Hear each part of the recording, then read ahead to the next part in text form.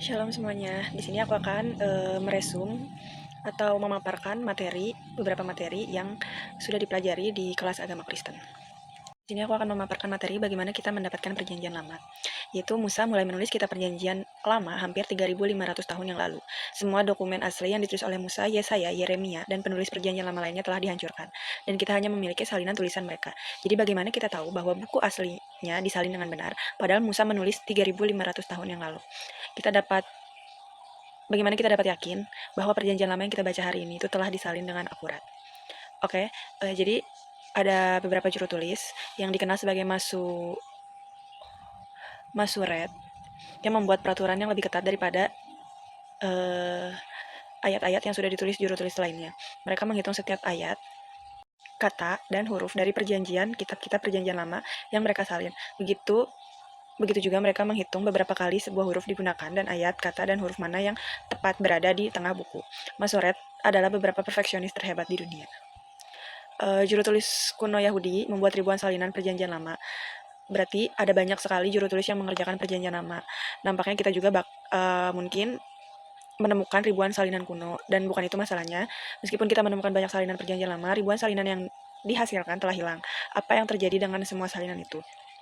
Juru-juru tulis sangat teliti tentang salinan kitab-kitab perjanjian lama mereka. Jika salah satu salinannya mulai bertambah tua atau halamannya menjadi pudar, mereka akan mengambilnya dan menguburnya di tanah atau membakarnya. Mereka tidak ingin mengambil kesempatan salinan pudar menjadi salah dibaca atau disalin ulang secara tidak benar. Selanjutnya, juru-juru tulis sangat menghormati nama Tuhan. Dokumen apapun yang diberi nama Tuhan di padang suci dan harus disimpan dalam keadaan baik. Begitu dokumen suci menjadi tua atau usang, maka diberi penguburan yang layak. Untuk alasan ini, banyak dari salinan perjanjian lama yang tidak ada lagi. Nah, sekarang kita akan beralih ke perjanjian baru, yaitu hampir 1900 tahun yang lalu Tuhan mengihlami para penulis perjanjian baru untuk menulis Alkitab dan surat mereka. Surat dan buku aktual yang ditulis oleh orang-orang ini dikenal sebagai tanda tangan. Sayangnya kita tidak memiliki dokumen asli yang ditulis oleh orang-orang ini. Mengapa Tuhan tidak menjaga dokumen asli ini sehingga kita bisa melihat dan mungkin menyentuh mereka? Kita tidak bisa memastikan mengapa Tuhan tidak menjaga dokumen aslinya. Mungkin dia tahu bahwa beberapa orang mungkin menghargai potongan papirus sebenarnya, dan bukan kata-kata dan gagasan yang tertulis di atasnya. Atau mungkin dia tahu bahwa beberapa orang mungkin menganggap diri mereka lebih suci daripada yang lain hanya karena mereka memiliki tanda tangan asli.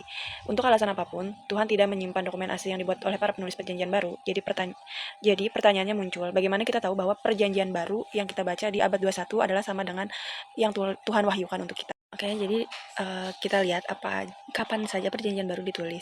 Kejadian paling awal yang tercatat dalam perjanjian baru adalah seputar kelahiran Yesus. Dia lahir di sekitar tahun 1 Masehi. Ia hidup hampir 33 tahun dan kemudian disalibkan. Oleh karena itu, sejak perjanjian baru menceritakan tentang kehidupan dan kematiannya, itu tidak mungkin ditulis lebih awal daripada tahun 33 Masehi. Sebenarnya satu buku atau kisah para rasul menceritakan tentang hal-hal yang terjadi sekitar tahun 50 sampai 60 Masehi. Kapan tepatnya perjanjian baru ditulis, kita tidak dapat memastikan tanggal pastinya ketika setiap buku ditulis, tapi kita tahu bahwa keseluruhan perjanjian baru ditulis antara kira-kira 35 sampai 100 Masehi. Nah, dari yang aku jelasin tentang perjanjian lama dan perjanjian baru ini, kita bisa menemukan bahwa banyak kutipan hampir identik dengan bagian-bagian Alkitab kata demi kata. Tuh, jadi mungkin segitu aja yang bisa aku jelaskan dari materi yang keempat ini. Kurang lebihnya mohon maaf. Tuhan Yesus memberkati. Terima kasih.